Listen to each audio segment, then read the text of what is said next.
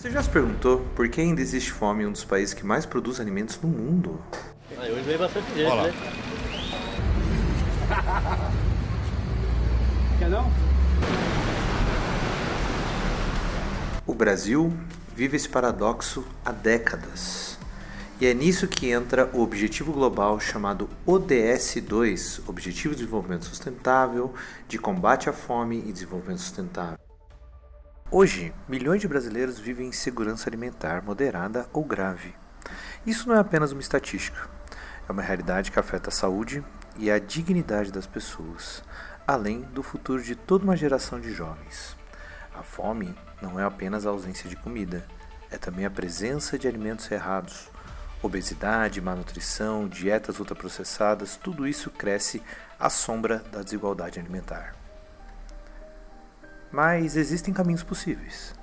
A agricultura familiar, os sistemas agroecológicos e a produção orgânica têm mostrado que é possível produzir de forma saudável, sustentável e justa, para o campo e, claro, para a cidade. Veja esse relato.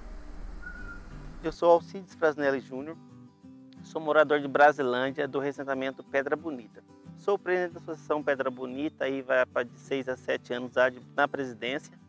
Tá? O nosso assentamento ele é composto por 84 lotes, onde lá são divididas várias atividades, né? O produtor de seringa, de mel, a cadeia do gado, com gado de cria, recria, a cadeia do leite também é bastante forte. E produzir alimento, talvez pareça simples, mas é uma arte, né? É a arte de colocar uma sementinha no chão, fazer com que ela prospere, que ele gere frutos e alimentos. Para você, gere alimento e renda, e por próximo, fazer com que ele possa usufruir disso, né? Que é através de ter uma boa alimentação e comer isso que a gente produz. Então, a minha atividade hoje, para mim, eu me sinto orgulhoso, sou apaixonado nela, para mim é muito gratificante fazer parte dela. Quando a gente fala assim, agricultura familiar, eu vejo pessoas que talvez se sentem envergonhadas da agricultura familiar, talvez ele não entenda muito o que é esse contexto. Para mim, o contexto da agricultura familiar é trabalhar dentro, em família, dentro da sua propriedade e com isso oferecer aquela capacidade que você tem de produzir alimento para o próximo. O Programa de Aquisição de Alimentos e o Programa Nacional de Alimentação Escolar colocam comida no prato de milhões de pessoas, especialmente as crianças. Além disso, coloca a renda na mão de quem planta. Mas tem sofrido redução de recursos desde 2012, sofrendo um corte maior entre 2012 e 2017, um corte gigantesco entre 2018 e 2022 e uma manutenção de recursos agora. Isso enfraqueceu toda a rede de proteção e a tentativa de promover justiça social a partir dessa visão de mundo. Mas afinal, o que é a tal soberania alimentar? Em termos bem gerais, soberania alimentar é mais do que decidir o que se come, mas é decidir o que se planta, como se planta, onde se planta, quando se planta, o que se come, como se come, quando se come. Parece um grande jogo de palavras, mas não. É a capacidade do país e das pessoas desse país, portanto, de decidirem o que, quando, como vão comer. E não ficarem ali presos à indústria para decidir se a sua alimentação vai ser do jeito A ou do jeito B. E quando a gente fala de indústria, a gente está pensando em duas dimensões. De um lado, a alimentação vinda do mercado internacional, então você ficar dependente de importar alimentos. E do outro, a necessidade colocada pela indústria de ultraprocessado, que coloca a população sob uma nova dependência e que causa também subnutrição de um lado e obesidade do outro. Por isso, o Brasil tem um documento quase revolucionário a nível mundial, que é o Guia Alimentar da População, o GAP, de 2014. O GAP é um documento quase único no mundo que tenta estabelecer um guia para como a população deve comer nos próximos anos e quais são os objetivos de governo também para que isso aconteça. Não é um grupo de receitas, não é uma nutricionista falando que você não tem que bater as calorias, é uma visão mais geral do que é a chamada comensalidade, que é o ato de comer. Veja o que fala esse economista. Olha, para a gente colocar esses agricultores dentro dessa revolução verde, A gente primeiro precisa dar condições para que eles produzam, eles tenham possibilidade de, inclusive, ter maior produtividade.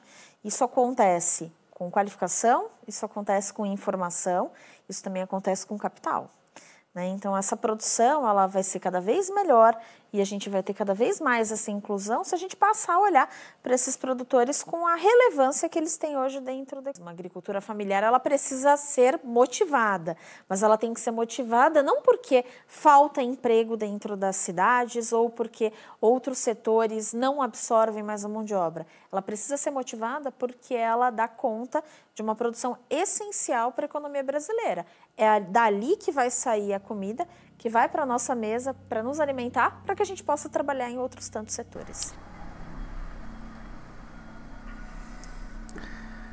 Enquanto as políticas públicas acabam perdendo força, o agronegócio cresce do outro lado, sobre o solo, causando degradação e concentração de terras, além de um uso intensivo de agrotóxicos. Isso leva a uma erosão ambiental profunda. A fome, nesse caso, é uma escolha política, uma vez que a produção para o exterior não chega aos mercados brasileiros, isso aumenta o preço dos produtos. Por todo o país, comunidades crescem e criam soluções locais. Educação alimentar, valorização da produção local, resgate da biodiversidade agrícola, são iniciativas locais de quem acredita que é possível transformar. Acabar com a fome exige muito mais do que um discurso, e também um pouco mais do que só renda. Existem metas claras, investimento, visão de justiça social e compromisso intergeracional. A chamada ODS 2 é um convite à ação, ao diálogo entre as diversas instituições sociais e a sociedade civil, e a reconstrução de uma prioridade nacional. Nenhuma nação se construiu sob estômagos vazios. Comida é direito, não mercadoria. E o futuro da segurança alimentar começa hoje, com políticas públicas, consciência, coleta justa e justiça no prato das pessoas. Além disso, a mudança de paradigma na agricultura muda tudo, melhora o ambiente e aumenta a possibilidade de a gente ter gerações futuras saudáveis, não só bem alimentadas, mas com um ambiente justo. Então, pessoal, se você gostou desse debate sobre comensalidade e se você quer se envolver mais em debates ambientais e de ciências humanas, se inscreve aqui no canal. Claro, não esquece de deixar o seu like, esse é o prêmio pelo trabalho que a gente tem de fazer esse vídeo. E se eu fosse você, eu começaria a pensar em participar da nossa comunidade, que é o Grupo Independente de Estudos de Meio Ambiente, onde a gente faz encontros e debates sobre meio ambiente mensalmente. Muito obrigado pela sua atenção e se você quer dar um passo a mais e fazer alguma coisa pelo ambiente, ajudar um grupo de pessoas que está engajado em educar sobre o tema, por que você não apoia o nosso canal? Qualquer valor ajuda.